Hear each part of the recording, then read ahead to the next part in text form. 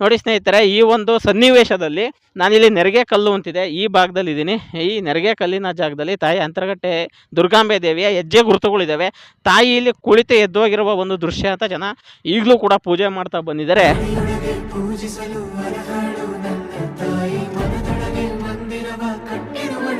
ಮತ್ತು ಆ ಕಡೆ ತಾಯಿ ಬಾಯರಿಸಿದಾಗ ನೀರನ್ನು ಕೈಯಿಂದ ಗುದ್ದಿ ಆ ನೀರನ್ನು ಹೊರ ತೆಗೆದಿದ್ರು ಅಂತಲೂ ಕೂಡ ಅಲ್ಲಿ ತೀರ್ಥದ ಒಂದು ರೂಪದಲ್ಲಿ ಜನ ಸೇವಿಸ್ತಾರೆ. ಅಂತರಗಟ್ಟೆ ಶ್ರೀ ದುರ್ಗಾಂಬೆ ಬಾರಮ್ಮ, ದುಷ್ಟ ಶಕ್ತಿಗಳ ಸಂಹಾರ. ಸ್ನೇಹಿತರೆ ನೋಡಿ, ಈ ದಿನ ಚಿಕ್ಕಮಗಳೂರು ಜಿಲ್ಲೆಯ ಕಡೂರು ತಾಲೂಕಿನ ಅಂತರಗಟ್ಟೆ ಗ್ರಾಮದಲ್ಲಿದ್ದೀನಿ ಸ್ನೇಹಿತರೆ. ಅಂತರಗಟ್ಟೆ ದುರ್ಗಾಂಬೆ ಅಂದರೆ ಇದು ಎತ್ತುಗಳ ದೇವತೆ ಅಂತಲೇ ಪ್ರಸಿದ್ಧಿಯಾಗಿದೆ. ಈ ಒಂದು ಜಾತ್ರೆಗೆ ಸಾವಿರಾರು ಸಂಖ್ಯೆಯಲ್ಲಿ ಎತ್ತಿನ ಗಾಡಿಗಳು ಜಾತ್ರೆಗೆ ಬರ್ತವೆ ಸ್ನೇಹಿತರೆ. ಇರುವೆಗಳ ಸಾಲಿಕ್ಕುವಂತೆ ಎತ್ತಿನ ಗಾಡಿಗಳು ಇಲ್ಲಿ ಬರ್ತಾರೆ. ಕಾರಣ ಇಷ್ಟೇ ಸ್ನೇಹಿತರೆ, ಈ ಒಂದು ತಾಯಿ ರೈತರಿಗೆ ಚೆನ್ನಾಗಿ ಒಲಿತಾಳೆ. ಎತ್ತಿನ ಗಾಡಿ ಮೇಲೆ ಬಂದಾಗ ಯಾವುದೇ ರೋಗ ರುಜಿನಗಳು ಬರದಂತೆ ಎತ್ತುಗಳ ಮೇಲೆ ಒಂದು ಅನುಗ್ರಹವನ್ನು ತೋರ್ತಾಳೆ ಅನ್ನುವ ಒಂದು ಪ್ರತೀತಿ ಇದೆ.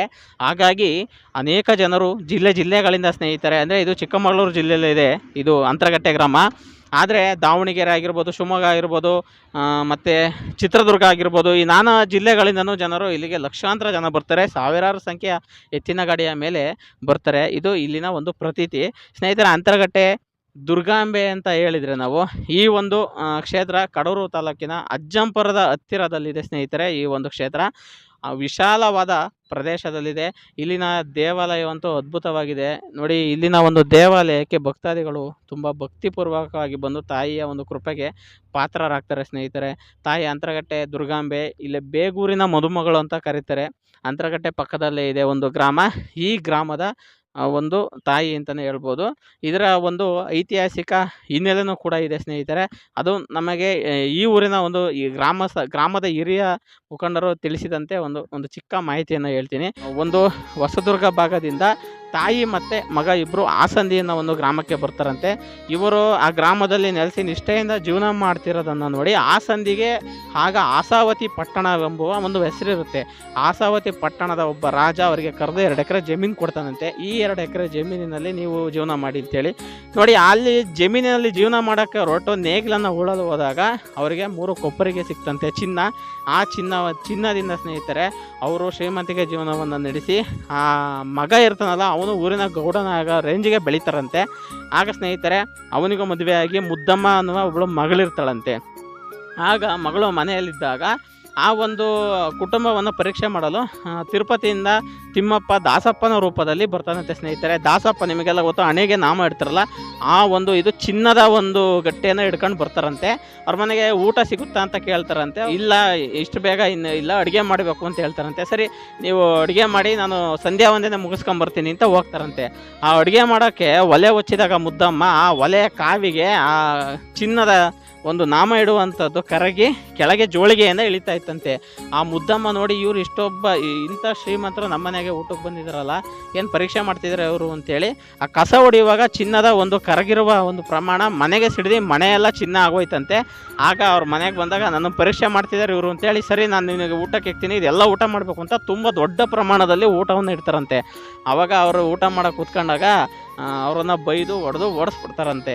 ಆ ದಾಸಪ್ಪ, ಕೋಪಗೊಂಡಂತಹ ದಾಸಪ್ಪ, ತಿಮ್ಮಪ್ಪನ ವೇಷಧಾರಿ ದಾಸಪ್ಪ ದಾರಿಯಲ್ಲಿ ನಡ್ಕೊಂಡು ಬರ್ತಾ ಇರ್ತಾರಂತೆ. ನನಗೆ ಈ ಥರ ಮಾಡ್ತಿರಲ್ಲ ದಾಸಪ್ಪಗೆ, ನಿಮಗೆ ಶಿಕ್ಷೆ ಕೊಡಿಸ್ತೀನಿ, ನಮ್ಮೂರಿಂದ ಹೊಸದುರ್ಗ ಭಾಗದಲ್ಲಿರುವ ಚೌಡಿಗಳನ್ನೆಲ್ಲ ಕರೆಸಿ ಶಿಕ್ಷೆ ಕೊಡಿಸ್ತೀನಿ ಅಂತ ಹೇಳ್ಕೊಂಡು ಹೋಗ್ತಾ ಇದ್ರಂತೆ. ಅವಾಗ ಅದೇ ದಾರಿಯಲ್ಲಿ ತಾಯಿ ಅಂತರಗಟ್ಟೆ ದುರ್ಗಾಂಬೆ ಸಿಗ್ತಾರಂತೆ. ಮುದುಕಿಯ ವೇಷದಲ್ಲಿ ಇರ್ತಾರಂತೆ. ಒಂದು ಕುಕ್ಕೆನ ನನಗೆ ತಲೆ ಮೇಲೆ ಒರ್ಸಪ್ಪ, ನನಗೆ ಆಗ್ತಾಯಿಲ್ಲ ಒತ್ಕೊಳ್ಳೋಕ್ಕೆ ಅಂತ ಹೇಳ್ತಾರಂತೆ. ಅಮ್ಮ, ನಾನೇ ಒದೆ ತಿಂದು ಬರ್ತಾಯಿದ್ದೀನಿ, ನೀನು ನನ್ನ ಹತ್ರ ಸಹಾಯ ಕೇಳ್ತೀಯಲ್ಲ ಅಂತ ದಾಸಪ್ಪ ಹೇಳ್ತಾರಂತೆ. ಇಲ್ಲ ಪರವಾಗಿಲ್ಲ ಎತ್ತಪ್ಪ ಅಂತ ಹೇಳ್ತಾರಂತೆ. ಅವಾಗ ಇವ್ರು ಎತ್ತಿ ಒರೆಸ್ತಾರಂತೆ.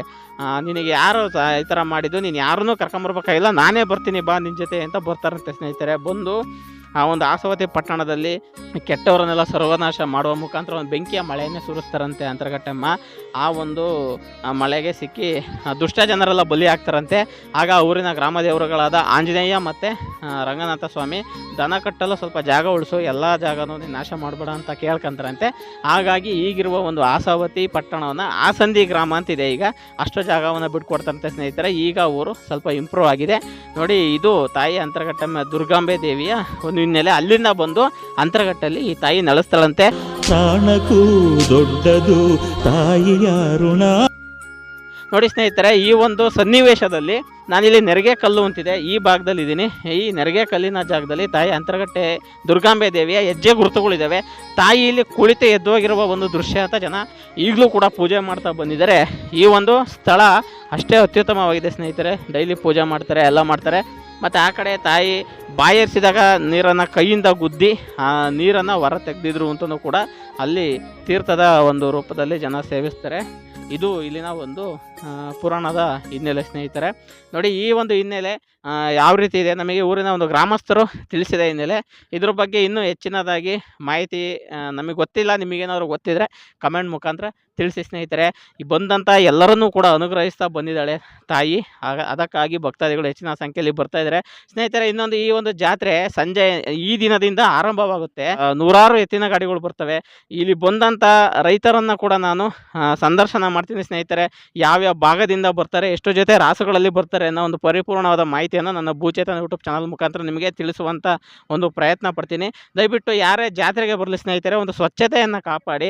ಅಲ್ಲಲ್ಲೇ ಪ್ಲಾಸ್ಟಿಕ್ಗಳನ್ನು ಹಾಕ್ಬೇಡಿ ಸ್ನೇಹಿತರೆ. ನೀರಿನ ಬಾಟಲಿಗಳು, ಖಾಲಿ ಲೋಟಗಳು ಈ ರೀತಿಯಾಗಿ ಬಿಸಾಡುವ ಮುಖಾಂತರ ಒಂದು ಜಾತ್ರೆಯ ಪರಿಸರವನ್ನು ಹಾಳು ಮಾಡಬೇಡಿ. ದಯವಿಟ್ಟು ಎಲ್ಲ ಒಂದು ಕಡೆ ಅವುಗಳನ್ನು ಹಾಕೋಕ್ಕೆ ಒಂದು ವ್ಯವಸ್ಥಿತವನ್ನು ಮಾಡಿಕೊಡಿ ಸರ್ಕಾರದವರು ಅಂತ ಕೂಡ ನಾವು ಕೇಳ್ತೀವಿ ಸ್ನೇಹಿತರೆ.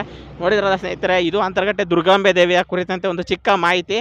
ಈ ಒಂದು ಜಾತ್ರೆ ಮುಗಿಯೋವರೆಗೂ ಯಾವ್ಯಾವ ಭಾಗದಿಂದ ಜನಗಳು ಗಾಡಿಯ ಮೇಲೆ ಬರ್ತಾರೆ ಅಂತ ಒಂದು ಅನೇಕ ಮಾಹಿತಿಗಳನ್ನು ನಿಮಗೆ ತಿಳಿಸ್ತಾ ಹೋಗ್ತೀನಿ ಸ್ನೇಹಿತರೆ. ಓಕೆ, ನೀವು ನೋಡಿದ್ರಲ್ಲ, ಈ ವಿಡಿಯೋ ಇಷ್ಟವಾಗಿದ್ದರೆ ದಯವಿಟ್ಟು ಲೈಕ್ ಮಾಡಿ. ಏನಾದರೂ ಅನಿಸಿಕೆ ಅಭಿಪ್ರಾಯ ಹೇಳ್ಬೇಕನ್ಸಿದ್ರೆ ಕಮೆಂಟ್ ಬಾಕ್ಸ್ನಲ್ಲಿ ಕಮೆಂಟ್ ಮಾಡಿ ಸ್ನೇಹಿತರೆ. ದಯವಿಟ್ಟು ನನ್ನ ಭೂಚೇತನ ಯೂಟ್ಯೂಬ್ ಚಾನಲ್ಗೆ ಸಬ್ಸ್ಕ್ರೈಬ್ ಮಾಡಿ, ಸಪೋರ್ಟ್ ಮಾಡಿ. ಜೈ ಹಿಂದ್, ಜೈ ಕರ್ನಾಟಕ, ಮತ್ತು ಜೈ ತಾಯಿ ದುರ್ಗಾಂಬೆ ಅಂತರಘಟ್ಟಮ್ಮ.